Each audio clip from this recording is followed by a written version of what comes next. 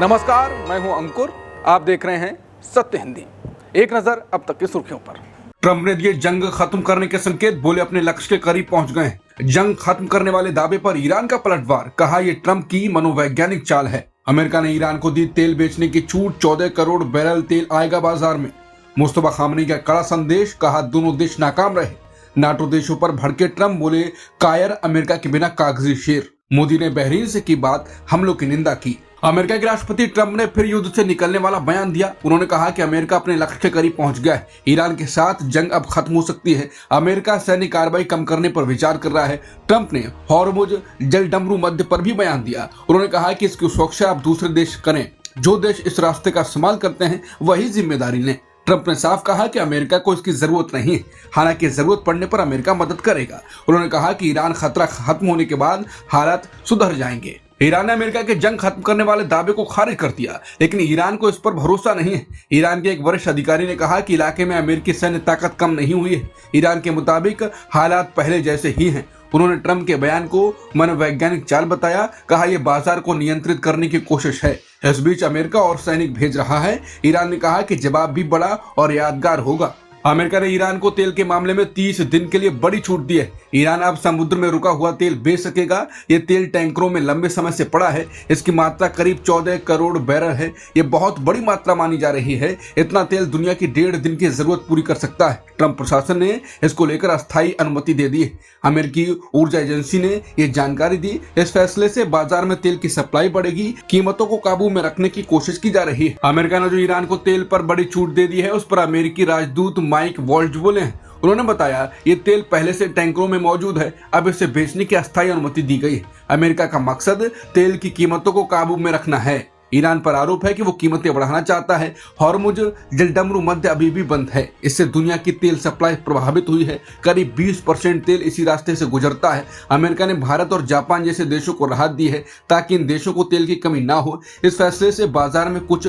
राहत मिलने की उम्मीद है। इंटरनेशनल एनर्जी एजेंसी के प्रमुख फातिह ब्यूरल ने चेतावनी दी है कि खाड़ी क्षेत्र से तेल और गैस की सप्लाई को पूरी तरह ठीक होने में करीब 6 महीने लग सकते हैं। उन्होंने कहा कि नेता और बाजार इस नुकसान को कम आंक रहे हैं, जबकि असल में तेल और गैस के ढांचे को काफी बड़ा नुकसान हुआ है। ईरान के सर्वोच्च नेता मुस्तफा खामनेई का बड़ा बयान आया। उन्होंने जंग के बीच कड़ा संदेश दिया। उन्होंने कहा कि अमेरिका और इजरायल की सोच गलत है। दोनों देशों ने हमले कर सरकार गिराने की कोशिश की, लेकिन ये कोशिश नाकाम रही। उन्होंने ईरानी जनता की तारीफ की, कहा कि देश भर में मजबूत रक्षा तैयार की गई, शहरों में और मस्जिदों में सुरक्षा बढ़ाई गई। उन्होंने कहा कि दुश्मन अब भ्रम और दबाव में है। ये बयान नवरोज के मौके पर जारी किया गया। इसे ईरान के टीवी पर पढ़कर सुनाया गया। बताया जा रहा है कि नेता सार्वजनिक रूप से नजर नहीं आए हैं। खबर है कि हमलों में उन्हें चोट भी लगी है। मुस्तफा खामनेई ने अपने ईद और नवरोज संदेश में कहा कि ईरान की ताकत सिर्फ हथियारों तक सीमित नहीं है, बल्कि उससे कहीं बड़ी है। उन्होंने कहा कि देश की फ्रंट लाइन दुश्मनों की छोटी सोच से कहीं ज्यादा मजबूत है। खामनेई ने ईरानी लोगों की एकता की तारीफ करते हुए कहा, अलग अलग धर्म, विचार और राजनीति के बावजूद जब लोग एकजुट रहते हैं, देश के लोगों की एकता की वजह से दुश्मन कमजोर पड़ गया है। उन्होंने ये भी कहा, ये टकराव सिर्फ मिसाइल, ड्रोन या युद्ध के मैदान तक सीमित नहीं है, बल्कि सोच, हौसले और एकजुटता की भी लड़ाई है, और यही ईरान की असली ताकत है। ईरान के खिलाफ लड़ाई में साथ न देने के लिए राष्ट्रपति ट्रंप नाटो देशों पर भड़क उठे। ट्रंप ने अपने social media platform truth social पर लिखा, नाटो देश कायर है।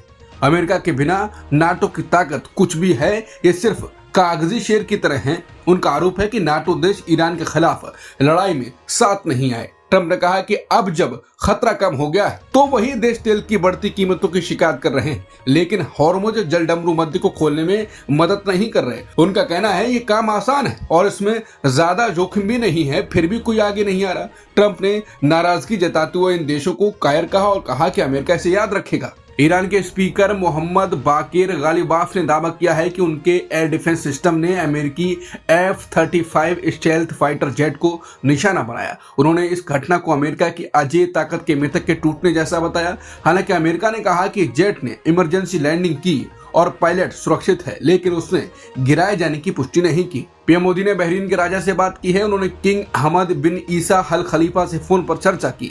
बातचीत में पश्चिम एशिया के हालात पर चर्चा हुई। मोदी ने हमलों की कड़ी निंदा की और ऊर्जा और नागरिक ढांचे पर हमले गलत बताए। कहा इसका असर पूरी दुनिया पर पड़ रहा है, खासकर खाद्य, ईंधन और खाद्य सुरक्षा प्रभावित हो रही है। मोदी ने समुद्री रास्तों को खुला रखने की बात कही और कहा कि शिपिंग लाइन सुरक्षित रहनी चाहिए। पश्चिम बंगाल के लिए दीदी के 10 वचन, पानी, घर, स्वास्थ्य और रोजगार पर बड़े वादे। पश्चिम बंगाल चुनाव के लिए ममता बनर्जी ने अपना मैनिफेस्टो दीदी के 10 वचन जारी कर दिए। ममता ने कहा ये लोगों के लिए बनाया गया रूट मैप है और केंद्र के दखल के खिलाफ बंगाल की पहचान बचाने के लिए है। उन्होंने बीजेपी और केंद्र सरकार पर निशाना साधते हुए कहा वो राज्य को कमजोर करने की कोशिश कर रहे हैं। ममता ने वादा किया कि लक्ष्मी भंडार योजना जारी रहेगी, सभी को पीने का पानी और पक्का घर मिलेगा और स्वास्थ्य सेवाएं घर घर पहुंचेंगी। साथ ही स्कूलों के आधुनिकीकरण और रोजगार बढ़ाने की भी बात कही। चुनाव 23 और 29 अप्रैल को होंगे, जबकि नतीजे 4 मई को आएंगे। मोहम्मद दीपक को हाईकोर्ट से फटकार, एफआईआर रद्द करने और पुलिस सुरक्षा की मांग खारिज। उत्तराखंड हाईकोर्ट ने मोहम्मद दीपक कुमार की एफआईआर रद्द करने वाली याचिका खत्म करते हुए उन्हें सोशल मीडिया पर कुछ भी पोस्ट न करने का सख्त आदेश दिया। न्यायमूर्ति राकेश थपलियाल ने कहा कि मामले को सनसनीखेज बना रहे हैं और जांच को प्रभावित कर सकते हैं। कोर्ट ने उनके वकील नवनीश नेगी को भी फटकार लगाते हुए कहा कि आप सोशल मीडिया पर प्रवचन दे रहे हैं, पुलिस को अपना काम करने दीजिए। दीपक के वकील ने कहा कि हर कोई सोशल मीडिया पर है, फिर दीपक ने कौन सा गैर कानूनी काम किया है? क्या उन्होंने कुछ असंवैधानिक कहा है? सोशल मीडिया पर होना कोई अपराध नहीं है, उन्हें भी एक ऐसी पोस्ट दिखाओ जो गैर कानूनी हो। बेंच ने एक नहीं मानी और कहा कि पहले की बात और है, लेकिन अब मैं आपको सोशल मीडिया पर कोई भी बयान देने से रोक रहा हूं। इस मुद्दे को सनसनीखेज बनाने का कोई प्रयास ना करें, आप एक संदिग्ध आरोपी हैं। अब तक की खबरों में इतना ही। बाकी खबरों के लिए बने रहिए सत्यहिंदी.com के साथ। Copyright disclaimer under Section 107 of the Copyright Act 1976. Allowance is made for fair use for purposes such as criticism, comment, news reporting, scholarship, and research. Fair use is a use permitted by copyright statute that might otherwise be infringing.